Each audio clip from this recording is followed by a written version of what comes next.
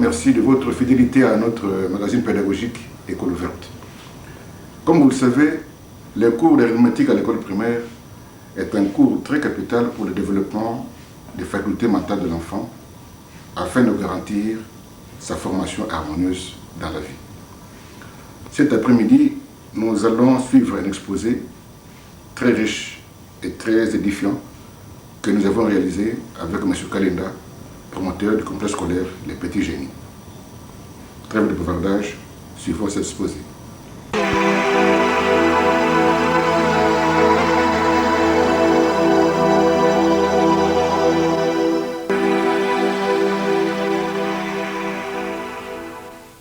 Bonjour, je crois aujourd'hui je vais essayer encore de vous parler de grands principes d'un bon enseignement.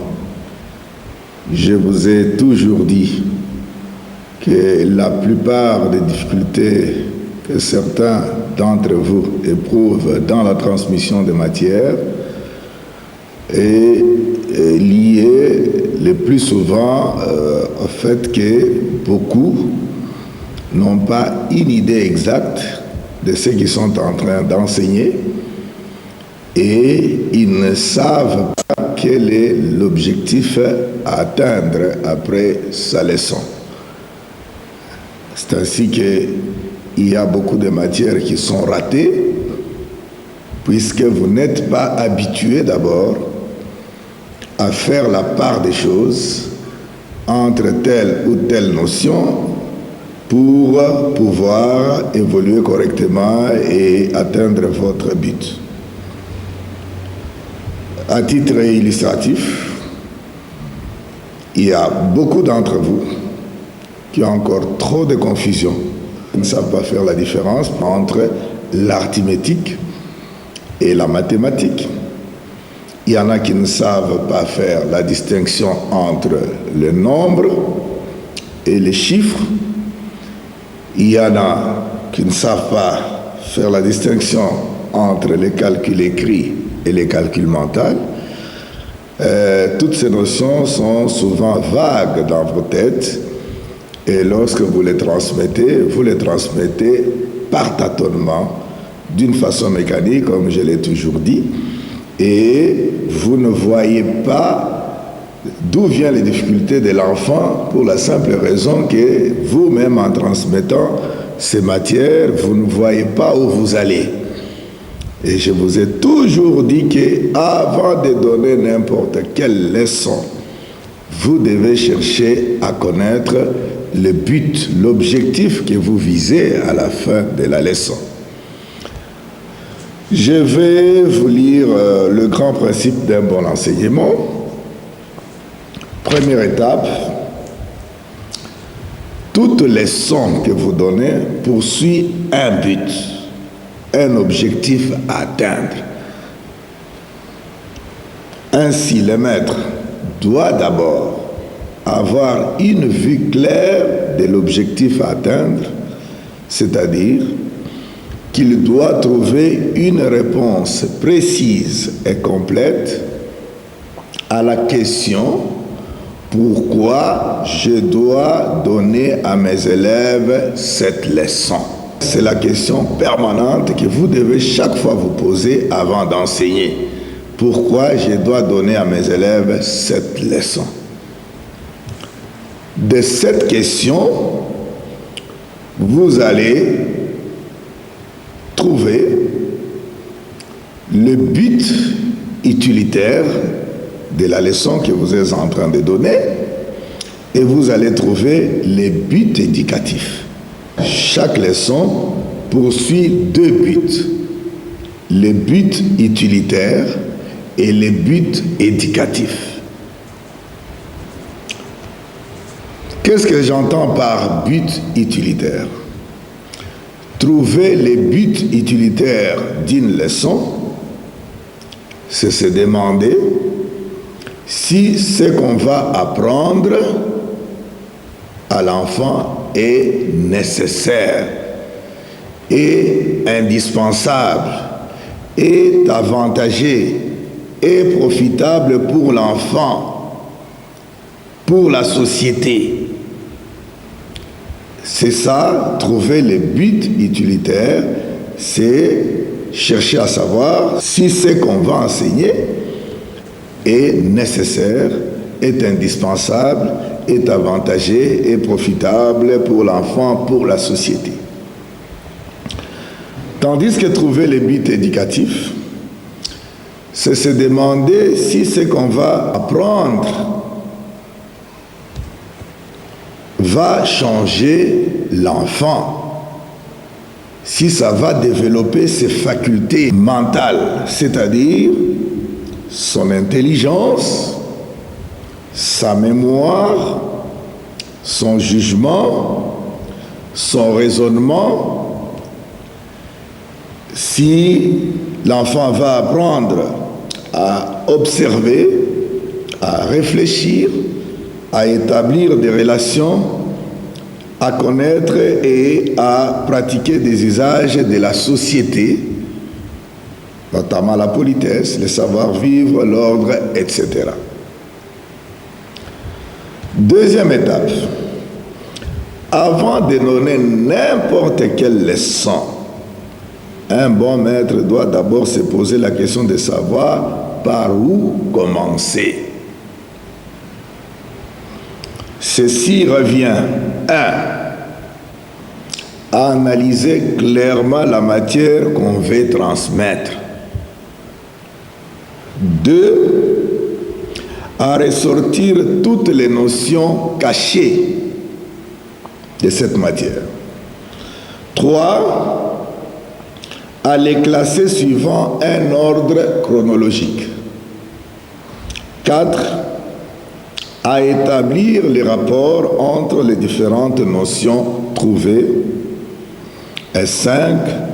à chercher les moyens le plus faciles pour transmettre chaque notion. Voilà l'essentiel que vous devez retenir sur le grand principe d'un bon enseignement. Je vais avancer pour vous parler de l'arithmétique. Vous tous, vous enseignez chaque fois de l'arithmétique, mais est-ce que vous vous êtes déjà posé la question de savoir qu'est-ce qu'on apprend, qu'est-ce que l'arithmétique étudie comme matière? Vous connaissez ce que c'est l'arithmétique. Mais cette leçon ou cette discipline étudie quoi exactement lorsqu'on parle de l'arithmétique? Lorsqu'on parle de la mathématique, lorsqu'on parle des formes géométriques, etc. Donc, qu'est-ce qu'on étudie exactement? Retenez ceci, que l'arithmétique, c'est une étude de nombres et les opérations sur ces nombres. Je répète, l'arithmétique, c'est l'étude des nombres et les opérations sur ces nombres. Donc, l'arithmétique étudie des choses. La première chose, l'étude des nombres. 2, les opérations sur ces nombres. Je vais vous donner les exemples des nombres. Je crois que vous les savez et vous les avez étudiés aux humanités et à l'école primaire. Parmi les exemples que je vais vous donner, 1, il existe les nombres naturels ou entiers naturels. Exemple, 0, 1, 2, 3, 4, etc. jusqu'à des centaines. C'est ce qu'on appelle des nombres naturels ou des entiers naturels. J'espère que chacun est en train de noter. 2. Après les nombres naturels, vient ce qu'on appelle les nombres fractionnaires.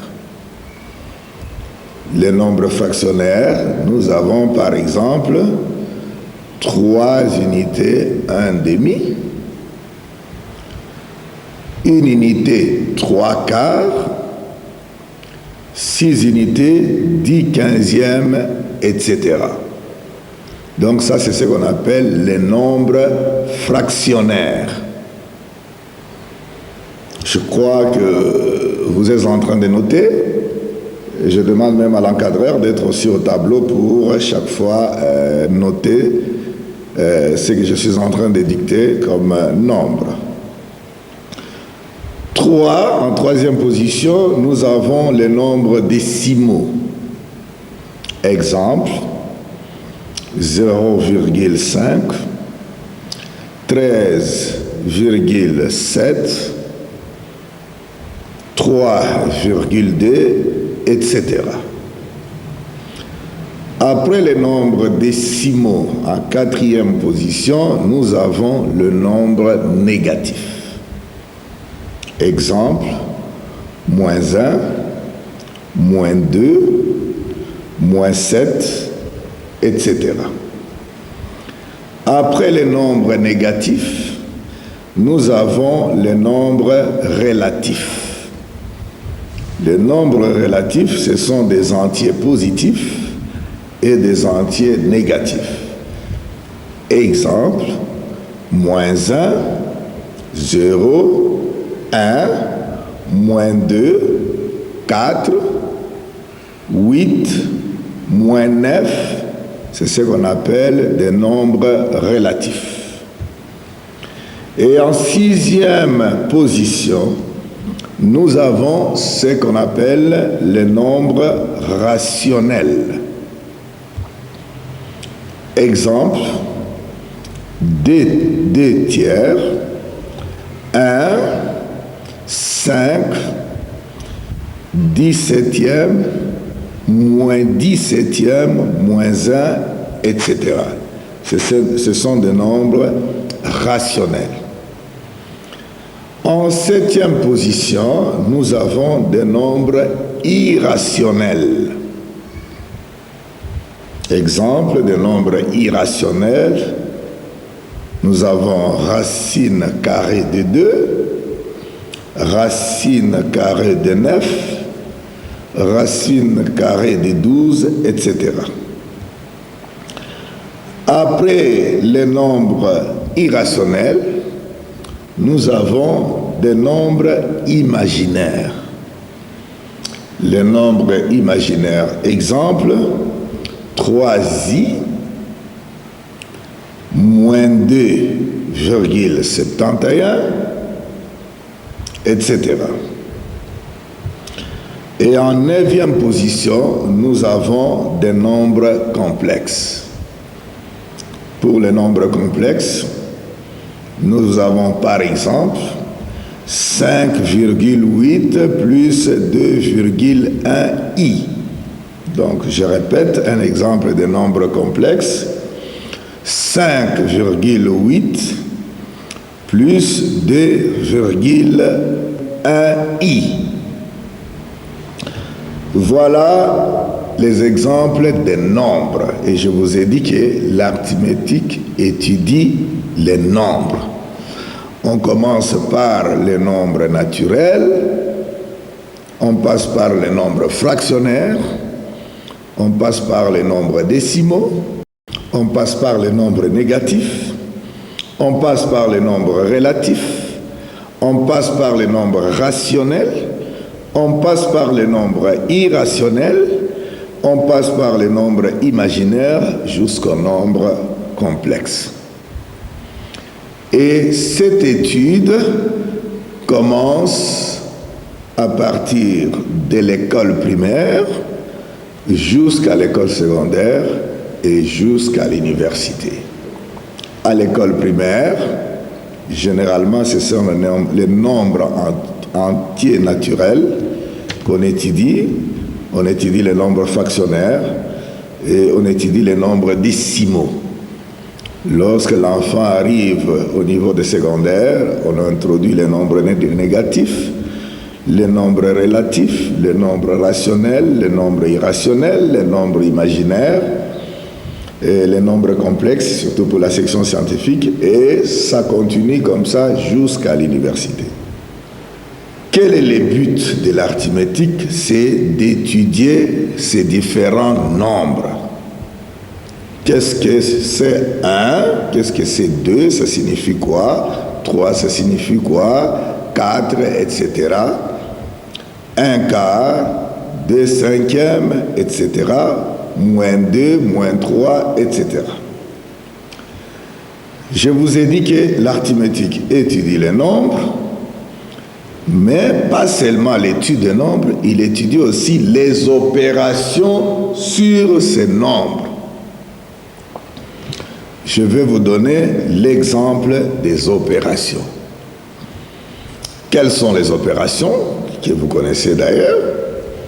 Nous avons l'addition, qui est une opération, et son opposé, c'est la soustraction, qui est aussi une opération. Nous avons la multiplication, et son opposé, c'est la division. Nous avons la puissance ou l'exponentiation, et son opposé, c'est racine énième. Et je m'arrête là. Ça, ce sont les opérations. Donc, l'arithmétique étudie les nombres d'un côté, c'est que c'est 1, c'est que c'est 2, c'est que c'est 3, et de l'autre côté, l'arithmétique étudie les opérations. Addition, ça signifie quoi? Ajouter. Soustraction, ça signifie quoi? Enlever. Multiplication, ça signifie quoi? Prendre la même chose autant de fois. La division, ça signifie partager, etc. D'un côté, on étudie les nombres à part. De l'autre côté, on étudie les opérations sur ces nombres. Maintenant, les calculs, souvent, il y a toujours la confusion arithmétique, calcul, etc. Faites très attention. Les calculs, c'est quoi? Les calculs, c'est le fait d'effectuer les opérations sur le nombre. C'est-à-dire l'application des opérations sur les nombres. Pour faire les opérations sur les nombres, on doit procéder par calcul mental et calcul écrit. En résumé, il y a 1. L'étude des nombres. 2. L'étude des sens des opérations. C'est-à-dire quand vous dites à l'enfant additionner, il comprend qu'il faut ajouter. Quand vous lui dites de soustraire, il sait qu'il faut enlever, etc. Il y a 1. L'étude des nombres à part. 2. L'étude des sens des opérations. Et puis 3. L'application. L'application, c'est quoi? On applique maintenant les opérations sur le nombre. C'est cette application qu'on appelle calcul. Donc, le calcul n'est qu'une application. L'enfant connaît ce que c'est le nombre, il sait ce que c'est 2, ce que c'est 3, ce que c'est 8. L'enfant sait ce que c'est additionner, c'est-à-dire ajouter. Il sait Soustraire, c'est enlever. Il sait que multiplier, c'est prendre ce nombre autant de fois. Maintenant, dès qu'il sait ces notions des opérations, il connaît le sens des opérations, ce que ça signifie. Et de l'autre côté, il connaît ce que c'est le nombre 2, ce que c'est le nombre 3 et 4. Maintenant, vous allez demander à cet élève d'appliquer maintenant les opérations sur les nombres. Vous allez maintenant lui dire, par exemple, 2 plus 3 égale combien? L'enfant sait ce que c'est 2, l'enfant sait que c'est 3, maintenant l'enfant sait ce que c'est plus, c'est-à-dire ajouter, et égal, c'est-à-dire l'équivalent de ces deux nombres lorsqu'il va les mettre ensemble. Maintenant, cette application des opérations sur le nombre, c'est ce qu'on appelle les calculs. Et pour faire les opérations sur le nombre, on procède par calcul mental et par calcul écrit. Tandis que la mathématique comprend l'arithmétique, la géométrie, l'algèbre, la mathématique moderne, etc. Donc la mathématique, elle est globale. Elle englobe l'arithmétique, la géométrie, l'arithmétique et la mathématique moderne. Voilà ce que j'aimerais que vous puissiez connaître, les notions fondamentales. Il ne faut pas enseigner quelque chose pour le simple plaisir d'enseigner sans comprendre où vous allez. Vous devez savoir pourquoi vous enseignez. L'arithmétique apprend quoi? Qu'est-ce que vous devez apprendre à l'enfant quand vous donnez votre leçon d'arithmétique? Voilà l'élément important que je voulais souligner. Maintenant, il y a des enseignants qui confondent les nombres et les chiffres. Lorsque vous posez des questions à certains enseignants, il vous dit les nombres ou les chiffres commencent de 0 ou à 9 et les nombres c'est au-delà. Et je ne sais pas d'où vient cela. Et beaucoup d'entre vous disent la même chose. Le nombre ou les chiffres, je ne sais pas lequel des deux, c'est de 0 à 9 et l'autre c'est jusqu'au-delà. Ça, c'est une très grande fausseté. Vous avez retenu des choses pour retenir. On vous a inculqué des choses qui sont fausses. Vous devez, à partir d'aujourd'hui, faire la distinction nette entre les nombres et les chiffres.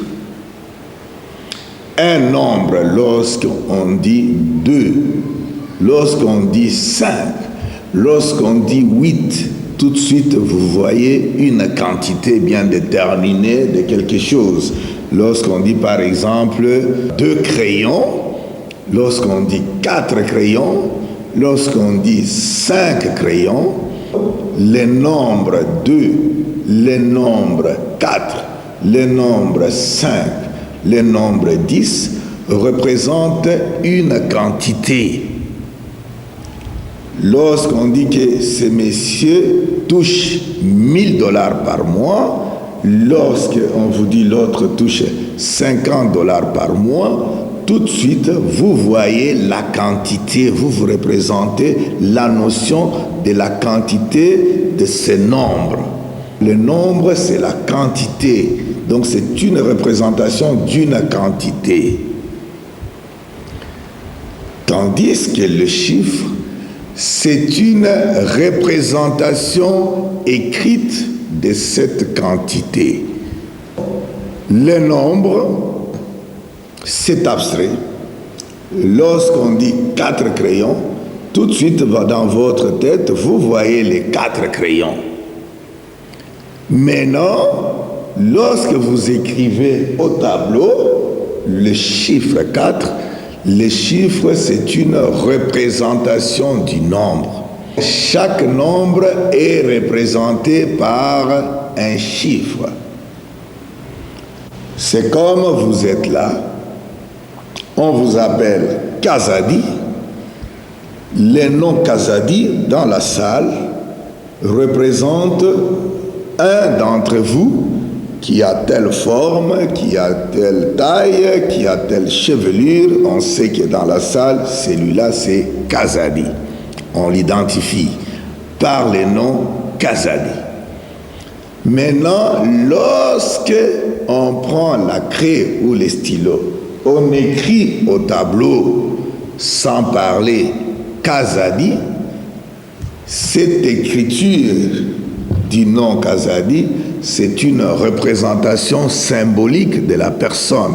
Donc on le représente par un dessin convenu par l'académie que telle personne, on peut le représenter par tel symbole.